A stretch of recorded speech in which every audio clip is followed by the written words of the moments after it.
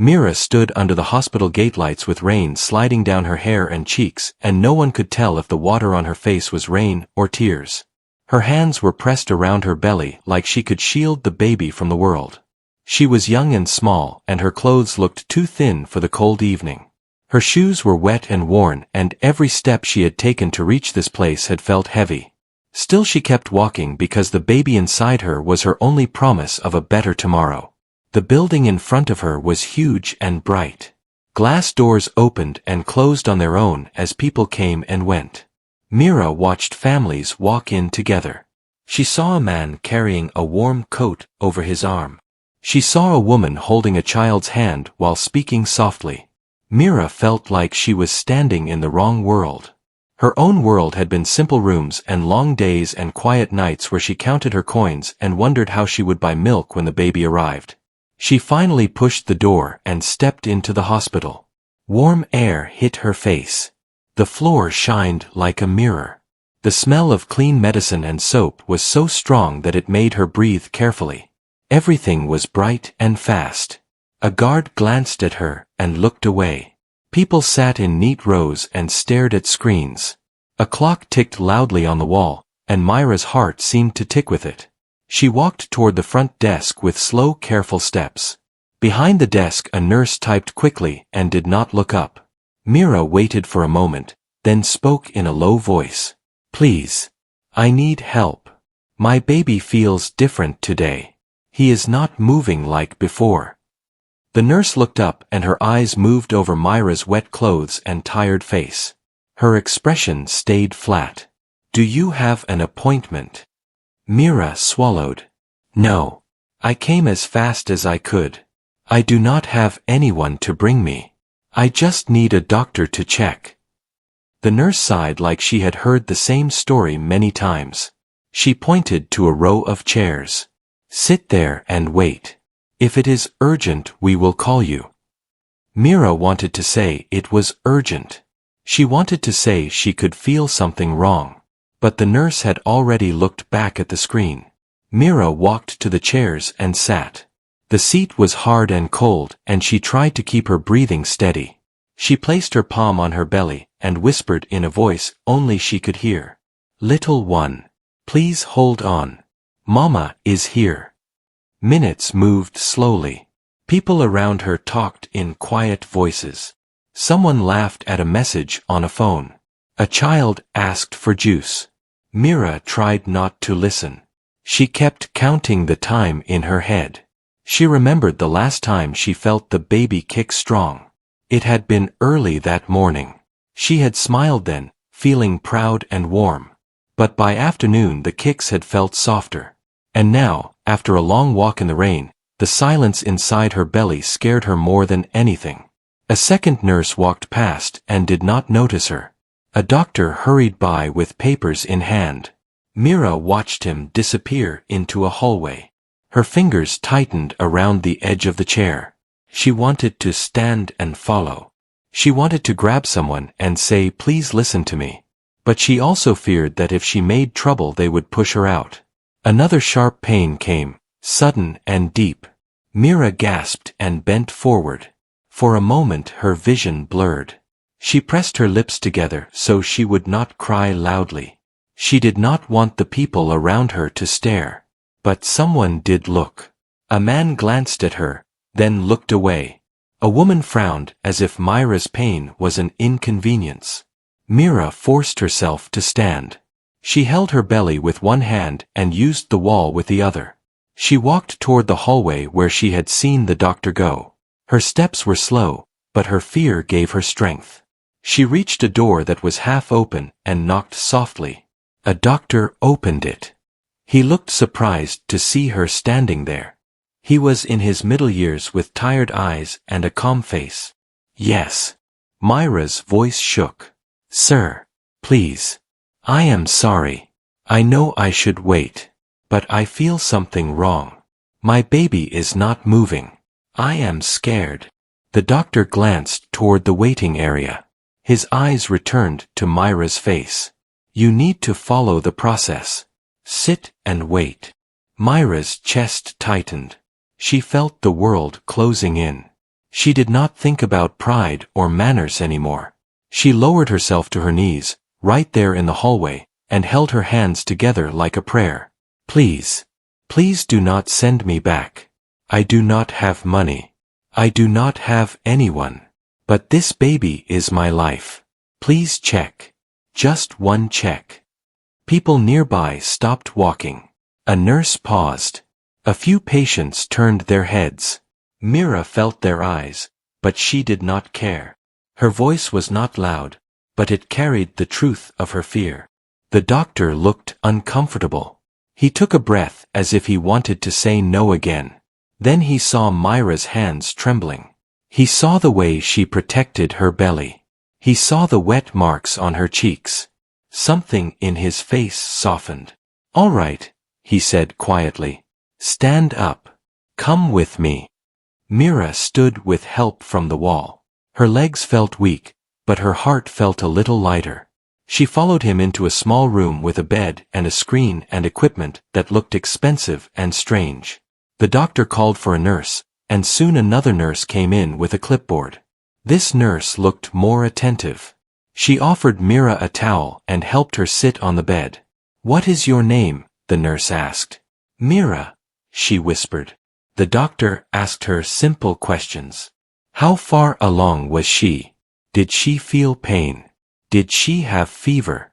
Mira answered as best as she could. Her voice kept shaking, but she tried to stay clear. She told them she had been working small jobs and did not go for regular checkups because she could not afford them. She said she did not know much, only that the baby used to kick, and now he felt quiet.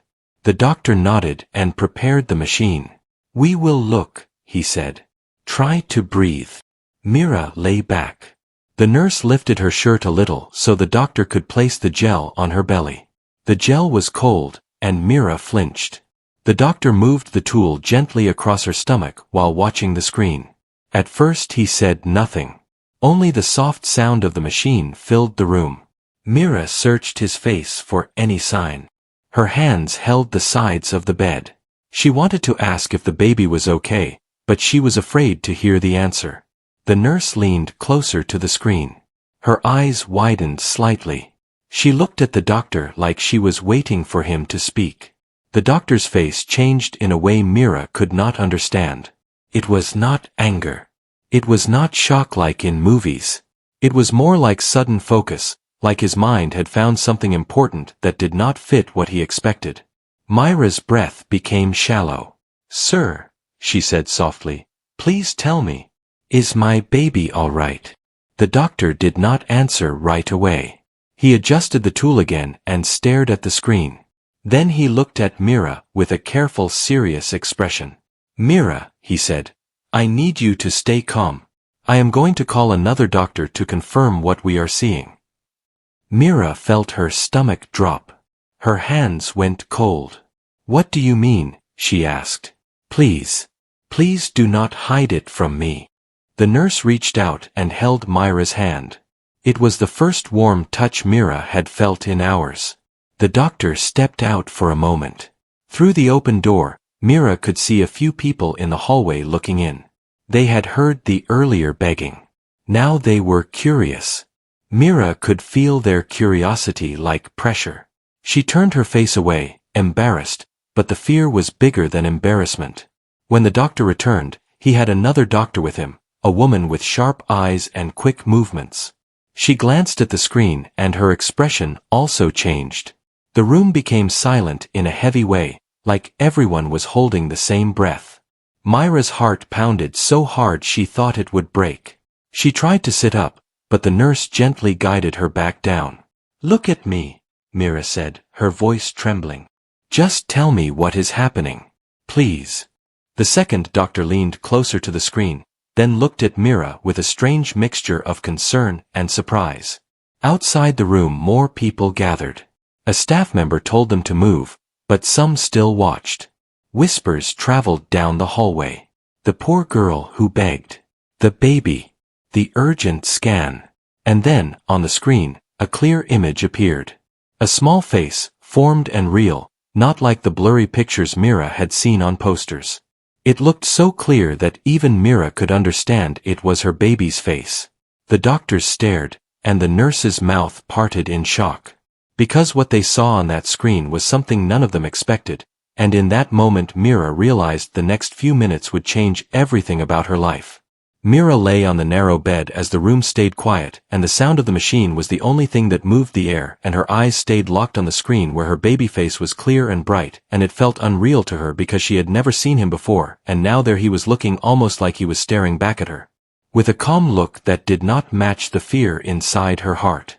The doctors kept looking at the screen and then at each other as if they were trying to understand something important, and Mira could see that this was not a normal moment, and the nurse still held her hand with a tight grip that made Mira feel a little less alone.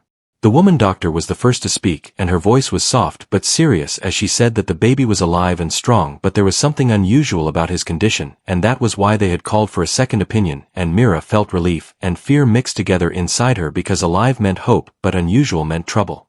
Mira asked what was wrong, but the doctors did not answer right away because they wanted to be sure before they spoke, and they moved the machine again and checked more details on the screen, and the small face of the baby stayed clear and peaceful like he was resting inside a safe place.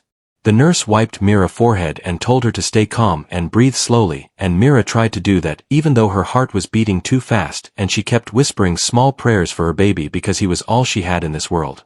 Soon another doctor came into the room, a man with gray hair and kind eyes, and he looked at the screen carefully and asked some quiet questions to the other doctors, and they answered in low voices, and Mira could not hear them, but she could see their faces were serious.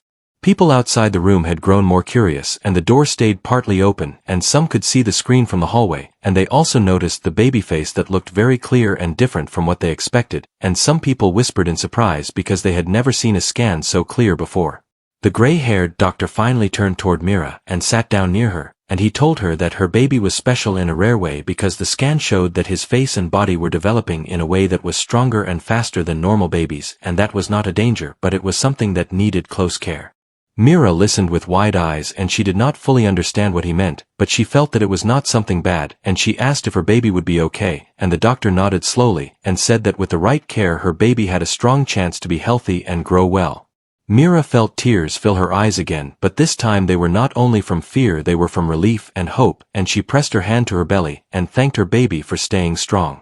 But the doctors were not done because the woman doctor then explained that Mira herself was very weak and tired, and that her body needed rest and food and care so that the baby could continue to grow in a safe way, and they said she would need to stay in the hospital for a while.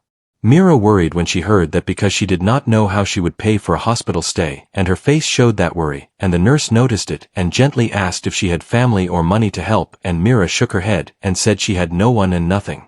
The gray-haired doctor looked at her with a thoughtful expression, and he told her not to worry about that right now because the hospital had ways to help people in need, and they would not turn her away when her life and her baby life were at risk. Hearing that made Mira feel like a weight had been lifted from her chest, and she could finally breathe a little deeper, and she thanked them again and again. As they prepared to move her to another room, the nurse helped her sit up, and Mira saw more people in the hallway watching her with curious eyes, and she felt shy but also proud because she had been brave enough to beg for help when it mattered most. She was moved to a small clean room with a bed and a window and warm blankets, and it felt like a safe place compared to the cold rain outside, and she held her belly and talked softly to her baby, telling him that they were safe now. Hours passed as doctors came and went to check on her and bring her food and water, and Mira slowly felt her strength return, and the baby also began to move again inside her, and each small movement made her smile.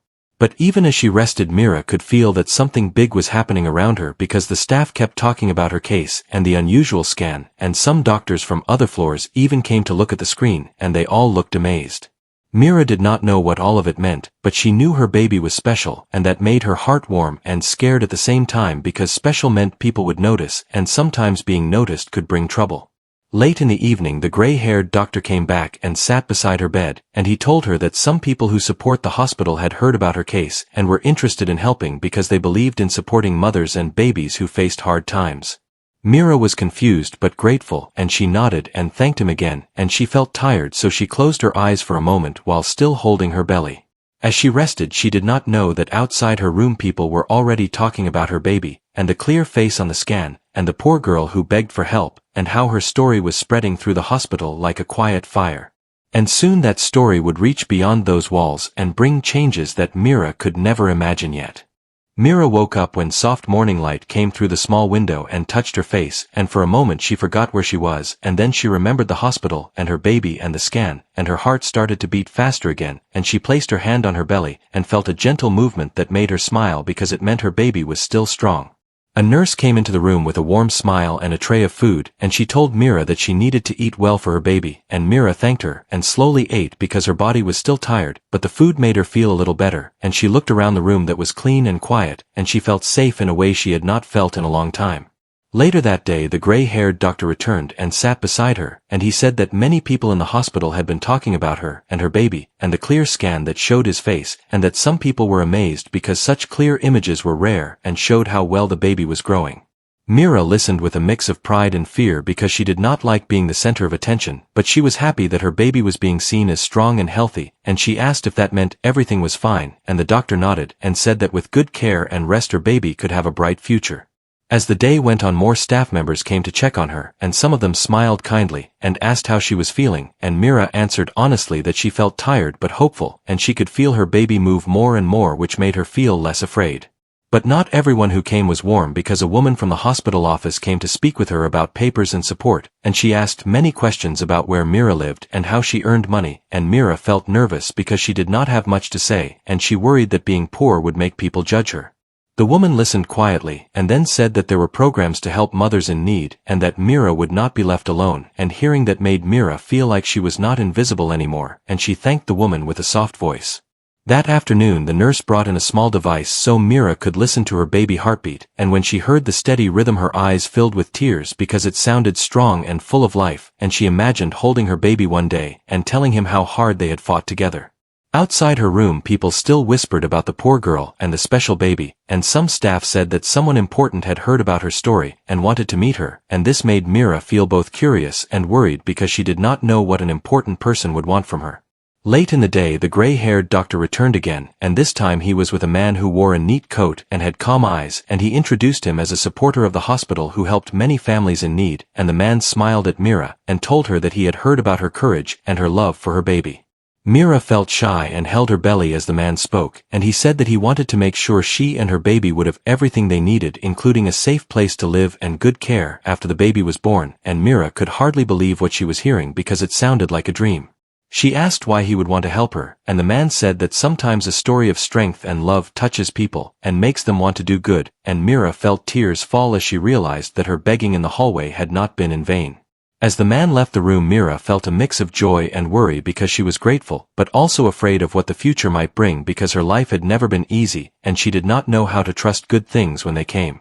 That night she lay in her bed and talked softly to her baby, telling him that they might have a chance at a better life and that she would always protect him, and she fell asleep with a small smile on her face.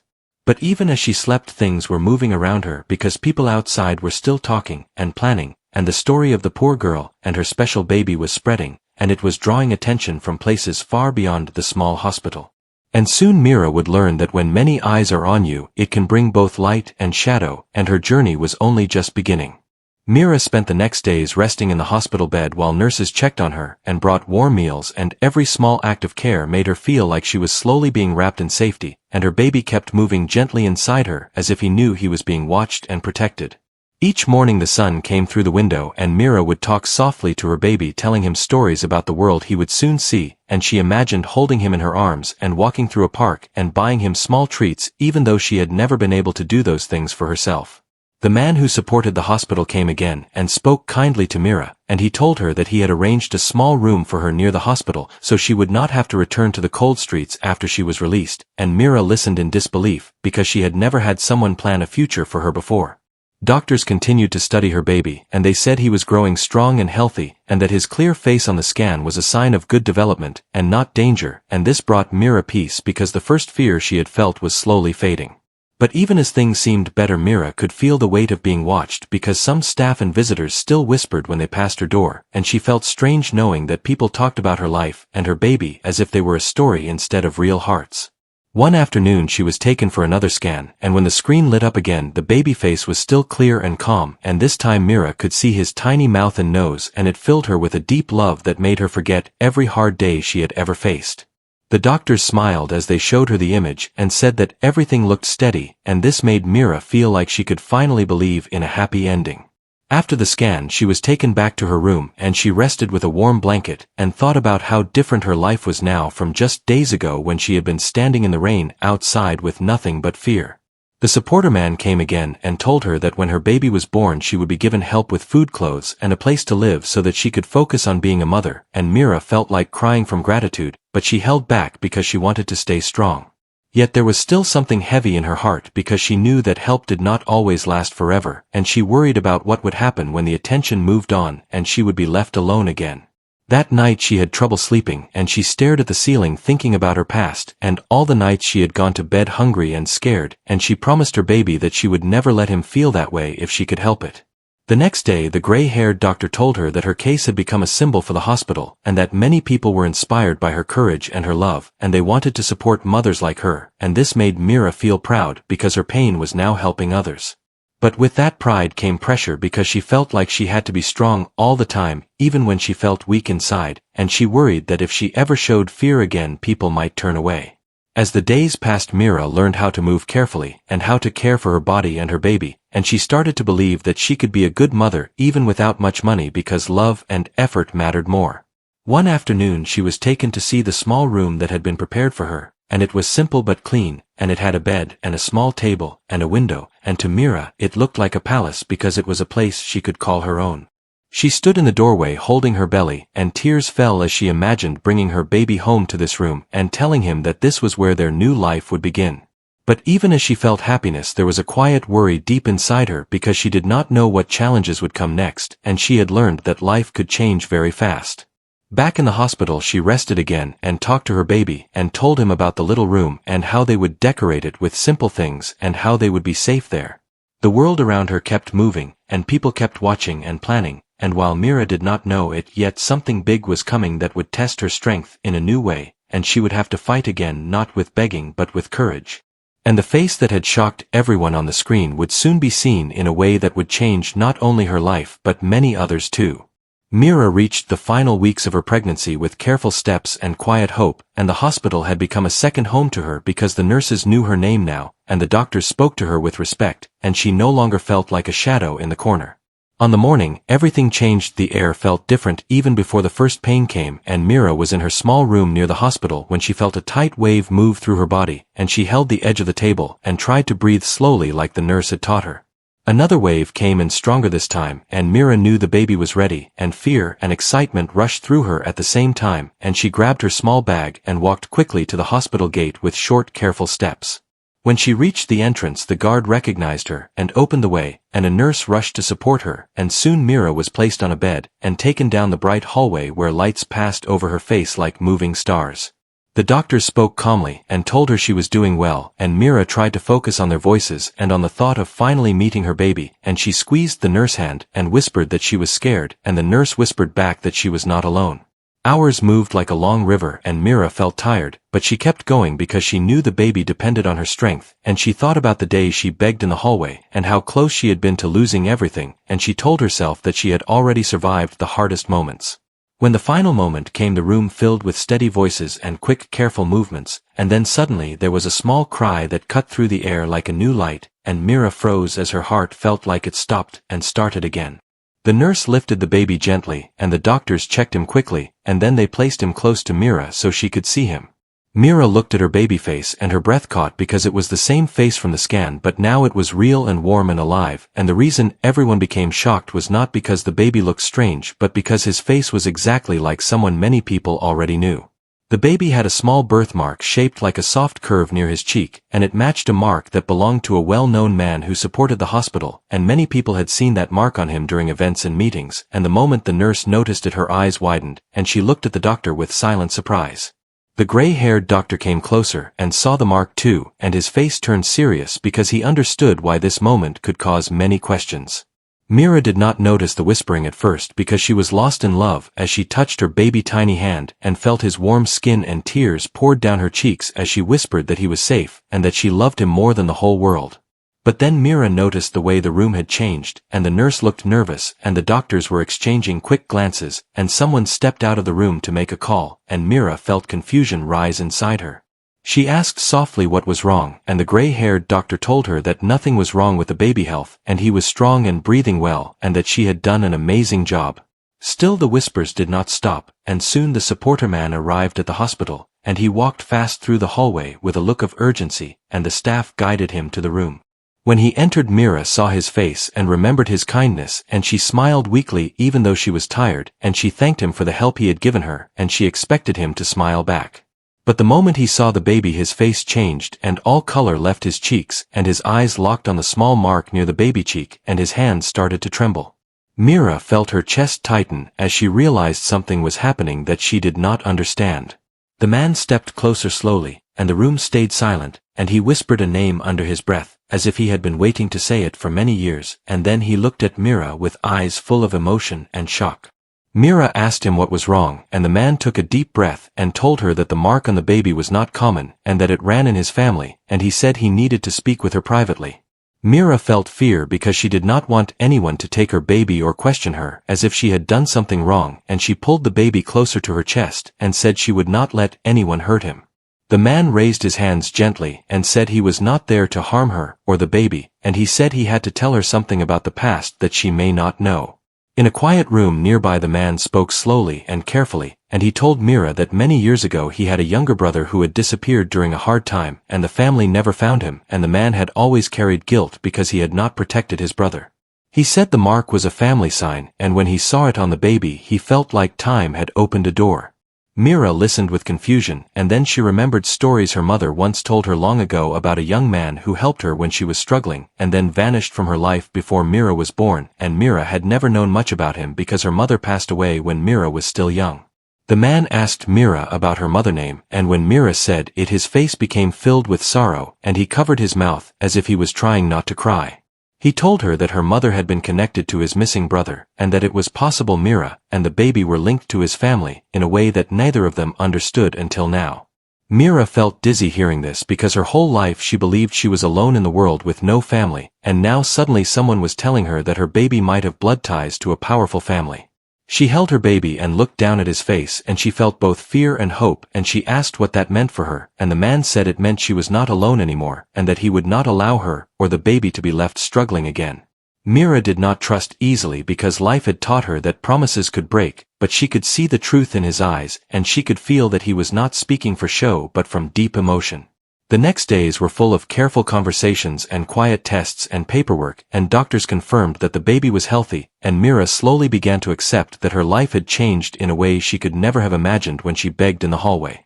The supporter man kept his promise and arranged a safe home, not just a small room but a real place with warmth and support, and he also helped Mira get education and skills so she could stand on her own feet because he wanted her strength to grow, not just her comfort. Mira began to heal not only in her body but in her heart, and she learned that family could appear in unexpected ways, and that kindness could come after long storms. One evening Mira sat by the window holding her baby and watching the sunset paint the sky, and the baby opened his eyes and looked up at her, and Mira smiled because she knew their story started with fear and rain but it was ending with light and a future. And she whispered to her baby that he had saved her as much as she had saved him, and that the world that once ignored them would now remember them for the love that refused to give up.